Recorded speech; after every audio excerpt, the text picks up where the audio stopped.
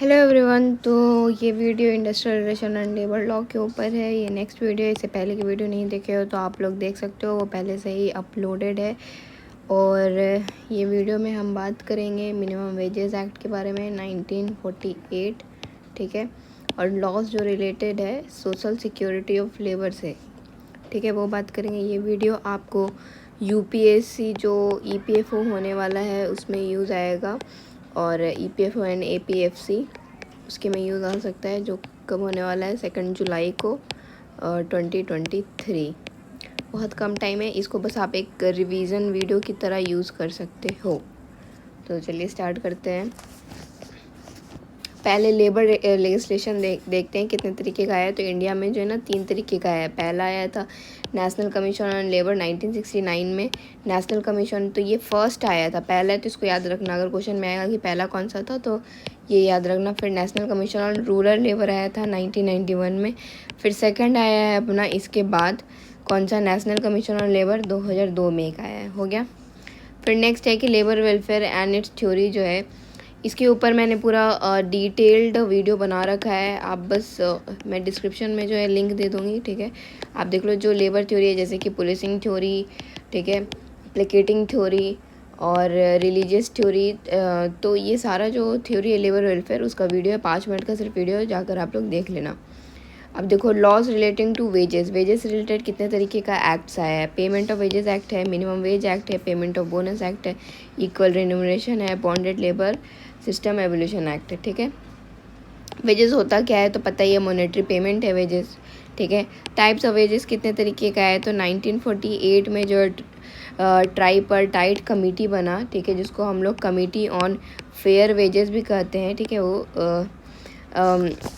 हुआ। तो फिर उसमें क्या होता है कि रिपोर्ट किया गया कि फॉर्मुलेट करेंगे हम लोग क्या वेजेस का पॉलिसी को इन इंडिया, ठीक है। अब नेक्स्ट देखो, मतलब ये बोला गया कि वेजेस का ना आप कमेटी बनाओ, ठीक है, कमेटी बनाओ ताकि जो है उसमें डिसाइड हो कि भाई कितना वेजेस देना चाहिए, सही है गलत है सब डिसाइड हो। तो वो जो कमेटी था वो जो है 3 काइंड का वेजेस के ऊपर बात करना चाह रहा था, मिनिमम वेज, फेयर वेज और लिविंग वेज के ऊपर, ठीक है। मिनिमम वेज क्या है तो आईएलओ डिफाइन क्या है कि मिनिमम वेज क्या है तो एक मिनिमम अमाउंट ऑफ रेन्यूमरेशन है, जिससे नीचे हम कर ही नहीं सकते, बस इतना तो होना चाहिए भाई, इससे नीचे नहीं हो सकता है, ठीक है। अब मिनिमम वेज का फॉर्मूला क्या है तो ये फॉर्मूला याद करना, डायरेक्टली क्वेश्चन में पूछ सकता है कि भाई क्या क्या हम लोग क्राइटेरिया लेके चलते हैं जब हमको मिनिमम वेज को कंसीडर करना होता है, ठीक है। तो पहला तो है कि इंडिया का लेबर कॉन्फ्रेंस जो है 5 एलिमेंट्स को फिक्स किया है मिनिमम वेज के लिए, ठीक है। तो कौन क्या है, इंडिया का लेबर कॉन्फ्रेंस, ठीक है। 5 एलिमेंट्स में पहला क्या है कि फैमिली को भी हम लोग एज अ यूनिट की तरह लेंगे, ठीक है, कि फैमिली आखिर कितने का है। अगर फैमिली ऑफ 3 यूनिट हम लोग लेते हैं, ठीक है, जिसमें होगा मदर, फादर एंड एक बच्चा, ठीक है। अब नेक्स्ट है कि डॉक्टर एक्रोड्स का परसेप्शन है कि एवरेज जो है 2700 कैलोरीज न्यूट्रिशन तो मिलना ही मिलना चाहिए, ठीक है। तो ये मिलना चाहिए, तो इसका भी थोड़ा वेजेस में जो है इसका भी पैसा ऐड करके देंगे, ठीक है, ये ऐड हो गया। और ये फैमिली वाला तो ऐड हो ही गया, ये भी ऐड हो गया। फिर 72 यार्ड्स ऑफ क्लॉथ, मतलब कपड़ा जो है 72 यार्ड्स ऑफ क्लोथ्स तो मिलना ही चाहिए, ठीक है। तो ये जो क्लॉथ है उसके लिए भी तो पैसा रहना होगा ना, तो उसके लिए भी जो है वेजेस में जो है ये वाला अमाउंट भी हम लोग ऐड कर लेते हैं, ठीक है, फॉर फैमिली। लेकिन 72 यार्ड्स ऑफ क्लॉथ जो है ना 4 यूनिट फैमिली, यानी कि मदर, फादर एंड 2 किड्स, यहाँ पे 2 किड्स की बात आ जा रही है, ठीक है। और 18 पर कैपिटा होना चाहिए, मतलब पर पर्सन जो है 18 यार्ड्स तो होना ही चाहिए, ठीक है। हाउस का रेंट भी कंसिडर करते हैं कि हाउस का रेंट भाई कितना पे करता होगा यूजुअली ये वर्कर लोग। और फिर 20% जो है हम लोग मिनिमम वेज ऑफ जो जाता है हमारा फ्यूल के ऊपर, ठीक है, लाइट के ऊपर, अदर एक्सपेंडिचर के ऊपर, तो वो भी हम लोग कंसिडर करते हैं 20%, ठीक है। तो इस तरीके से हम लोग का क्या निकल जाता है, मिनिमम वेज, ठीक है। ये हमको कौन बताया था, इंडिया का लेबर कॉन्फ्रेंस, ठीक है, रिकमेंड किया था। 5 एलिमेंट है, ये याद कर लेना बिल्कुल एलिमेंट। पहला हो गया फैमिली, दूसरा हो गया कैलोरीज, ठीक है, तीसरा हो गया 72 यार्ड ऑफ क्लोथ्स, और चौथा हो गया हाउस रेंट, और पाँचवा हो गया मिनिमम वेज 20%, ठीक है, minimum ways for fuel and all other expenses, ठीक है। अब देखो डॉक्टर एक्रोइड का फॉर्मूला क्या है मिनिमम वेज को कंसीडर करने का। तो सबसे पहले तो सेंट्रल गवर्नमेंट एम्प्लॉय का वेज जो है डॉक्टर एक्रोइड के फॉर्मूला पे ही लिया जाता है, इंस्टीड 7th पे नहीं लिया जाता है। नो नो नो, 7th पे नहीं लिया जाता है, हम लोग किस पे लेते हैं, डॉक्टर एक्रोइड के फॉर्मूला पे ही लेते हैं, ठीक है।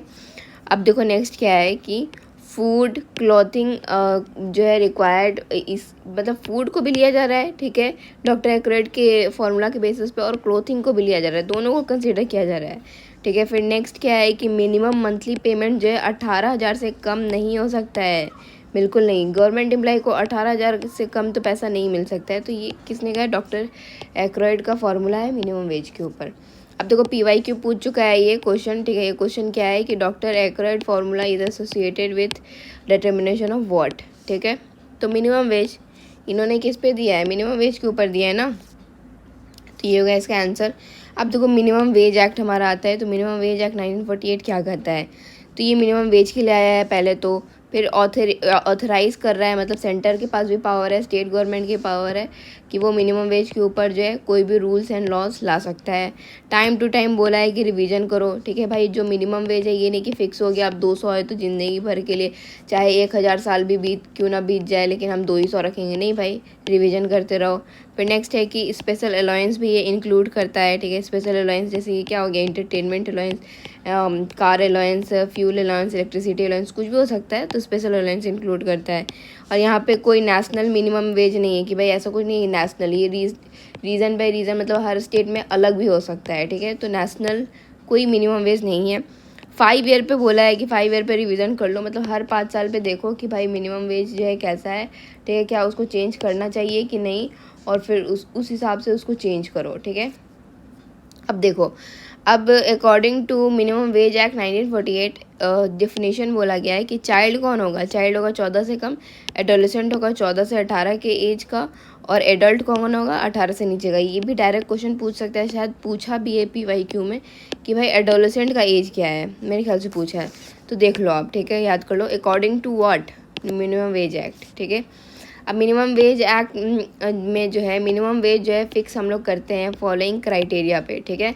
तो ये यहाँ पे अभी जितना भी बात होगा वो मिनिमम वेज एक्ट 1948 के अंदर लिखा हुआ है, ये याद रखना, ठीक है। तो हम लोग मिनिमम वेज कैसे जो है डिटरमाइन करते हैं, कौन कौन से बेसिस पे, कौन कौन सा क्राइटेरिया है कि भाई कितना टाइम वो रहा, उसके हिसाब से भी मिनिमम वेज डिसाइड कर सकते हैं, या फिर कितना पीस बनाता है उसके हिसाब से भी कर सकते हैं, या फिर ओवर टाइम कितना कर रहा है तो उसके हिसाब से भी हम उसका मिनिमम वेज डिसाइड कर सकते हैं, ठीक है।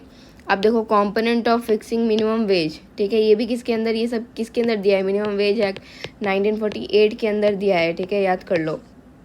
तो कंपोनेंट ऑफ मिनिमम वेज क्या क्या होता है कि अगर आपको मिनिमम वेज चूज़ करना है तो क्या, कॉस्ट ऑफ लिविंग इंडेक्स को अपने दिमाग में रखिएगा कि अगर, और फिर देखिएगा कि इंडस्ट्रियल एरिया में क्या कितना डिफरेंस है, मतलब मान लो यहाँ का इंडस्ट्रियल एरिया है कि यहाँ का इंडस्ट्रियल, तो ये नहीं कि यहाँ पे जो है तुरंत 2000 दे रहे हैं तो यहाँ पे 20,000 दे रहे हैं, ठीक है, तो ऐसा नहीं हो सकता है ना। तो ये दोनों को डिफरेंस को देख के जो चूज़ किया जाता है वेजेस को। फिर जो ऑल इंक्लूसिव रेट, जैसे कि वैल्यू ऑफ कैश होना चाहिए, लिविंग अलाउंस होना चाहिए, खुश रहे, अच्छे से रहे, अच्छा लिविंग स्टैंडर्ड हो, तो मतलब सब कुछ देख कर ही जो है किया जाता है। किसके अंदर बोला गया है, मिनिमम वेज एक्ट 1948 इसके अंदर बोला गया है, ठीक है। अब देखो वेज कमेटी क्या होता है, वेज कमेटी में जो है वेज कमेटी बनाया गया है, जो कमेटी में क्या होगा, डिसाइड होगा कि भाई कितना वेज होना चाहिए, नहीं होना चाहिए, ठीक है। तो वेज कमेटी में बोथ एम्प्लॉय और एम्प्लॉयर्स के मेंबर होते हैं, ठीक है।